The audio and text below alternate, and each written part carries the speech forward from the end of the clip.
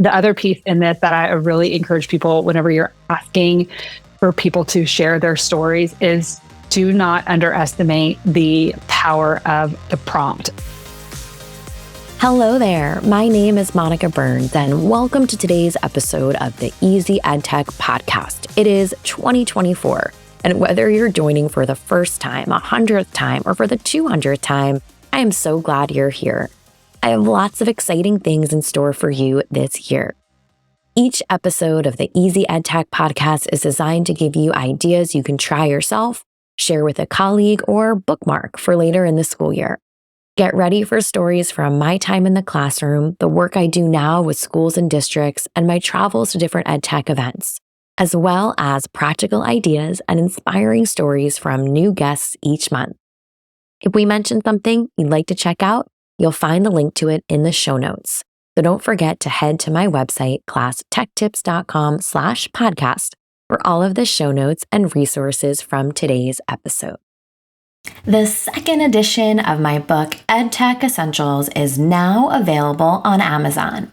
Head to my website, classtechtips.com/book bonus. That's one word, book bonus, no spaces, for information on how to grab a special set of bonus items when you purchase a copy of the new book. For a limited time, you can get an audio version of the introduction, an interactive Appendix D featuring clickable links for over 100 EdTech tools and resources featured in the book, and 5 Potty PD posters featuring chatbot prompts from the new edition.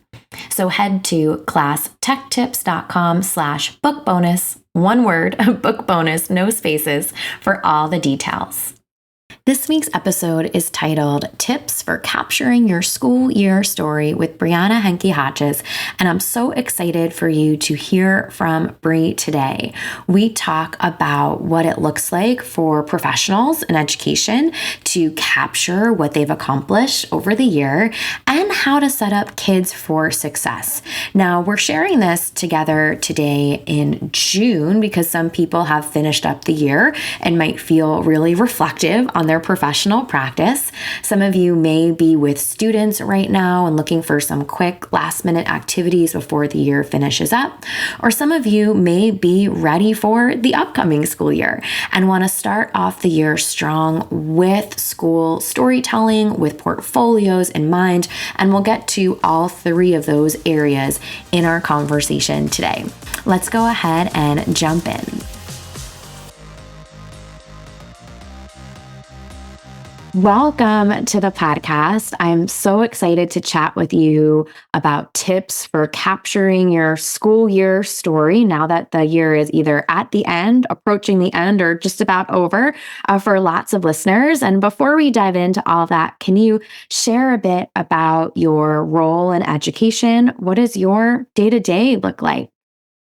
Well, thank you. So this is Brianna Henneke Hodges, and I am super, super excited to chat through what story looks like. And one of the things that is really fun for me to talk about, but it's also really kind of nebulous and hard, is that story pretty much consumes and fills up and takes over our entire day if we're honestly serious about it. I mean, story is what we do day to day. We live these experiences and we compare them in our brains, and we take all these learning cues and we build them forward, and we reflect on them, and so that's part of what I do all day long. So as an educator, I was in the classroom for almost 10 years as a secondary teacher, both middle school and high school English.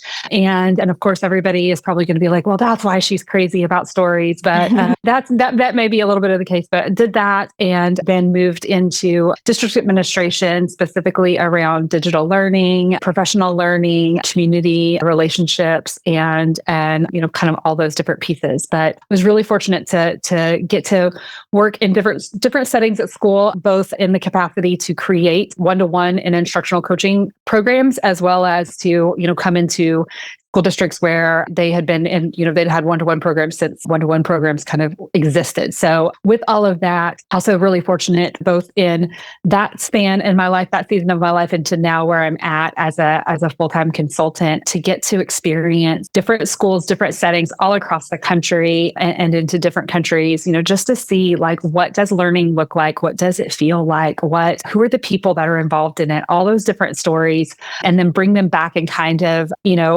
have almost a learning exchange everywhere we go, right? So it's like, oh, let me tell you about this time that I saw this, or let me show you these pictures that I caught in this classroom, or you got to watch this video of this kid that was doing this particular piece. So I feel kind of in that way that I'm almost like a matchmaker of those different pieces, but that's kind of what I do every day a little bit. And, your perspective and being in lots of different schools and lots of different environments, and just with that lens of both the ELA, but then also the tech connection of it all, really, interested to hear your perspective on this topic as people may be wrapping up the year and saying, not quite ready to move on, right? Or maybe running to move on, but really should take a pause to think about, what happened this past year. So why is it important for educators to capture their school year story? I think that one of the most important pieces, we say there's a couple different perspectives that are involved in that question. For you as a teacher, one of the things that's really important is to look back and acknowledge both your highs as well as those hardships that came along the way, and to really kind of think through where did things really shine for us? Like, what were those accomplishments? What did we get to that the kids just, really embraced in a way that I've never seen happen before, or they produced a quality of content that I just was blown away by, or those kind of things. Also looking at like those hardships of like, man, I've never seen these struggles before. Why was this the case now? Really kind of unpacking that, looking at what was different and all of those ways. So when you look at the story of your classroom from like a year basis, as a teacher, you're kind of taking all of those things into account, especially the longer I think that you're in the classroom. We tend to get into that kind of routine of I've taught this content. This is, it's April. That means I'm going to be teaching To Kill a Mockingbird. That means that I'm going to be, rolling out, like, what's going to be, you know which tub to go grab from your closet, right, and all that kind of stuff.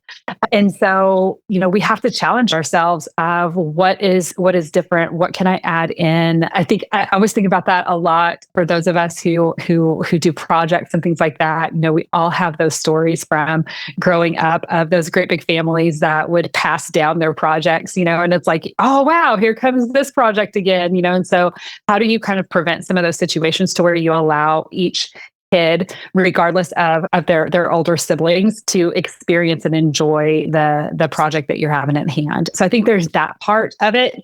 I think and that also, with there allows you to kind of think through what are the current events that are happening, mm-hmm. what were, what was pressing, what was, kind of the social and the social political pop culture moments of the year. And I like to say, we're not trying to think of how can I do it, quote unquote, better, or, oh, this was terrible and I want to trash it. Instead, it's like, what different spice could I add into this? Like, what's something that, we just kind of like changing our clothes up, or even our radio stations or things like that. Like, we're always trying to add in something new to kind of bring things to life for our learners. And that, to me, is the ultimate role of story as a teacher, is that you're using the stories to be able to bring the learning to life for kids. The other perspective that I think is really important for kids is to look at that through the kids' version. So the kids get to tell their story of their learning. And I like to do this when I was in the classroom. I did this at the beginning of the year, and I did this at the end of the year. So at the beginning of the year, they would, and you can even add it in the middle of the year if you want, but at the beginning of the year, they would set goals for themselves. What is it that I really, whenever I come to, when I'm at the end of the year, what am I going to hope that I've graduated? And they could be personal goals, they could be academic goals, all those different pieces. And I did it as kind of like a stop motion animation, where they would write it on a whiteboard and we would hold hold it up and kind of go through each one of those pictures and each elements. And then at the end of the year, then they would look back and, kind of recap for themselves. And again, kind of doing those same things that the teacher does, but it's super important, especially I was never an elementary teacher, so I'm not going to say more so at secondary, but I know that like at the secondary level, they're growing so fast and they are changing in so many different ways. And it's really interesting for them to look back even just a couple months and see like where they've changed. And sometimes people do that through like the letter to me or, different pieces. But again, it all comes down to taking a pause and looking at what your stories have experienced. So I'll leave it with the one of my favorite quotes is from Ralph Ellison, who wrote The Invisible Man. And in there he says, I am my experiences and my experiences are me. And so to me, like when you allow your story to come to life, you're focusing in on what those experiences were and you're allowing them to be reflected in your surroundings. And so I think this is a great way for kids to do that and for adults as well. Yeah. And just that idea as you were, talking, I loved your emphasis on reflection without even the judgment necessarily, right? Like, this is what happened. We might have those instinctual, like, this worked really well, or I would definitely do this again, or why did I skip it this year? Or I can't believe we didn't do that project. But even just to be able to honor, right, the different story, right, you might tell, right, each year. And so I'd love for us to think too about ways that educators can, capture these stories. I'm sure they're having conversations with their colleagues or recapping some favorite moments, but is there, maybe even a specific app or platform or device, right, that they could use? Do you have any suggestions for creative ways educators can capture their story from the school year?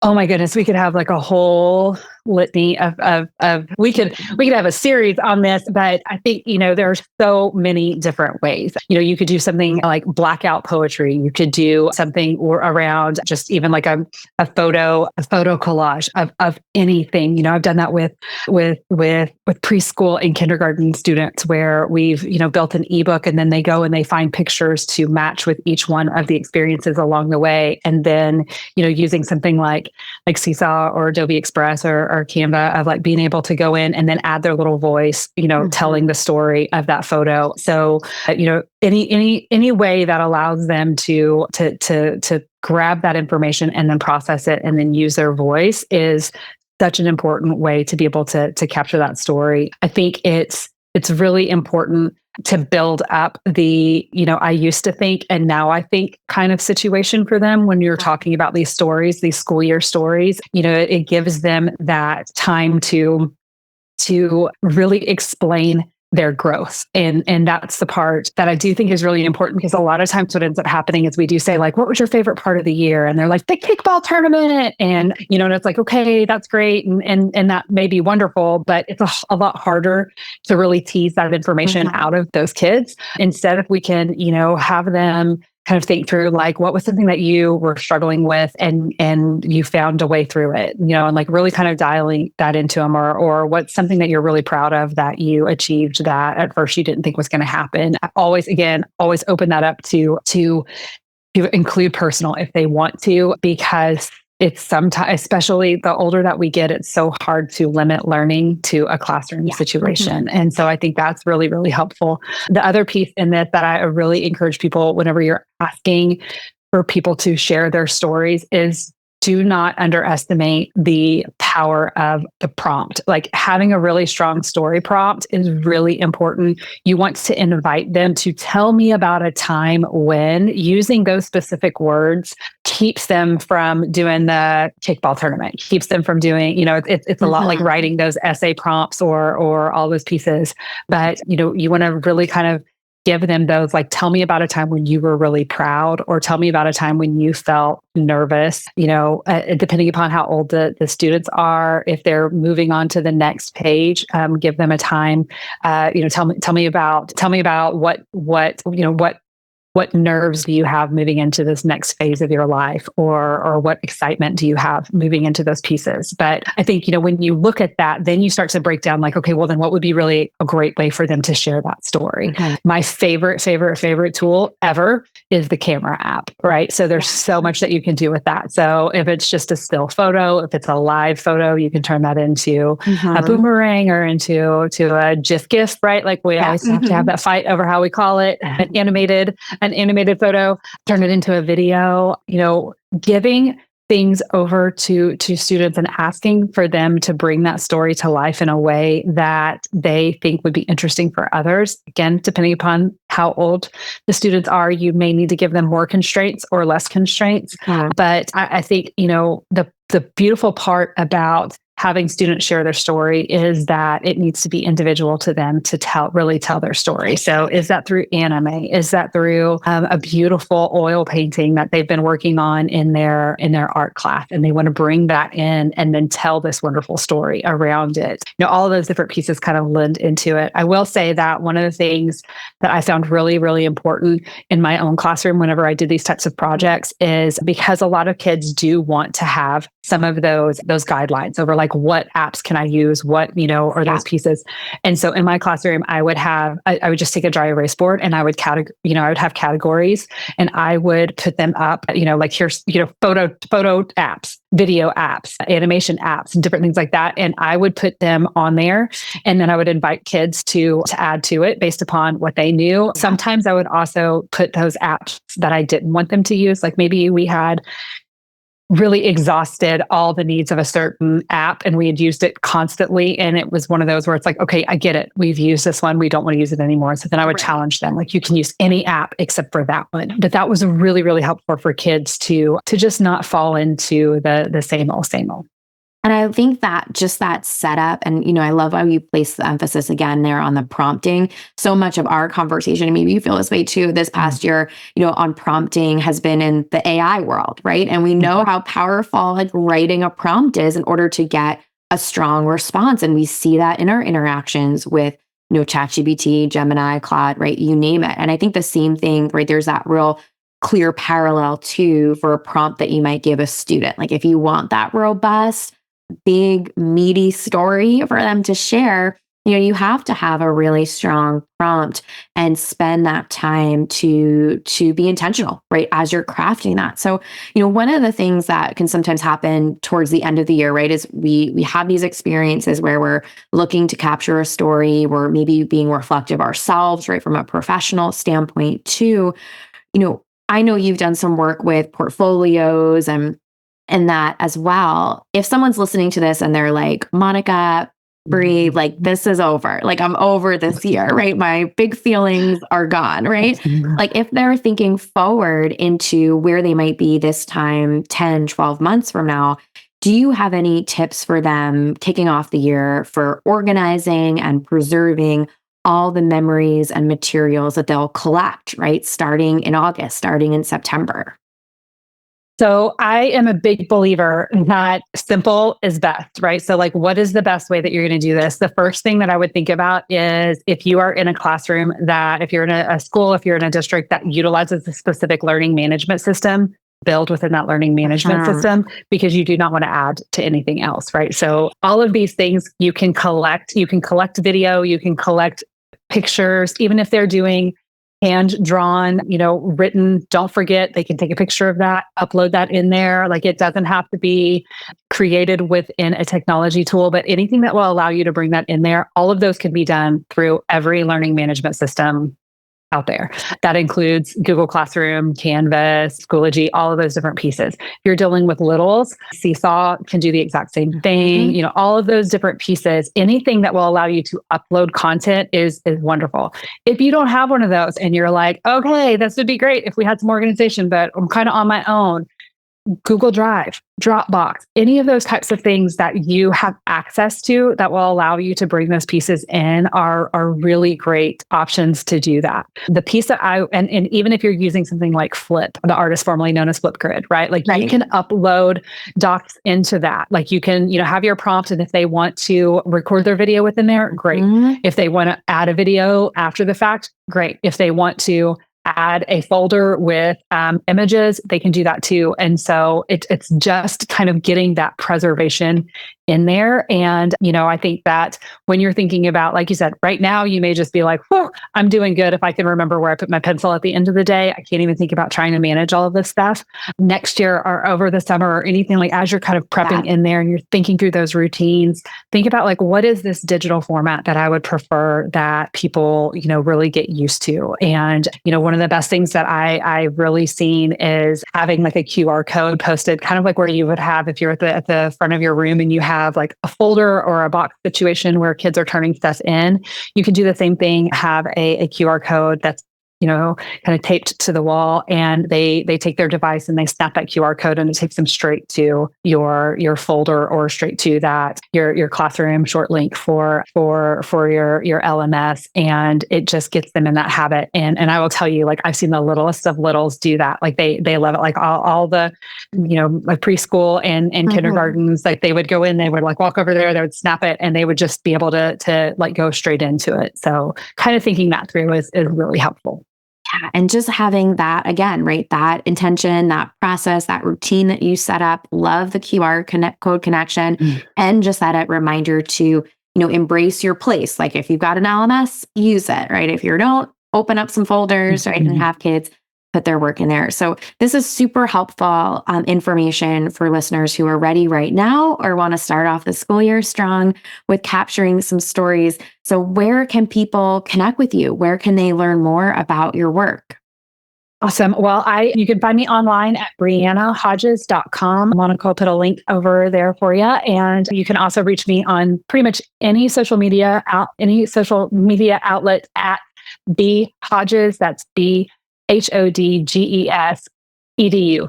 So B Hodges EDU, and except for LinkedIn, I'm still on as Brianna Hodges, but I think I have a page at B Hodges EDU. Either way, but yeah, reach out to me and be happy to share any kind of tips and tricks and all kinds of things that you might find. And there's lots of good little story nuggets on my website that you might be able to dig in and find. And if there's not one that you think you want, and there's something that I haven't been able to answer that question, just drop me a message and I will see if I can whip it up for you.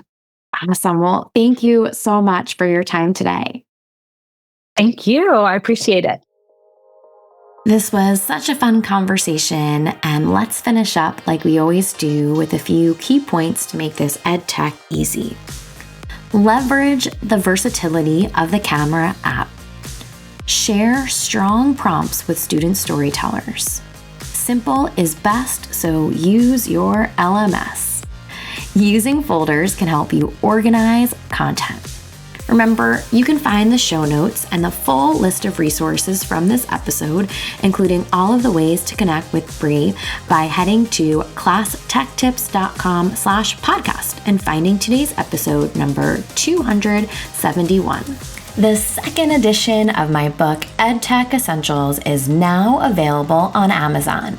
Head to my website, classtechtips.com/book bonus. That's one word, book bonus, no spaces, for information on how to grab a special set of bonus items when you purchase a copy of the new book.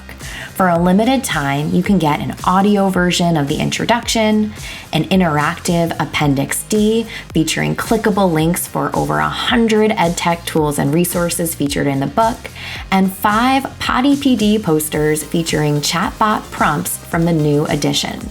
So head to classtechtips.com/book bonus, one word, book bonus, no spaces, for all the details.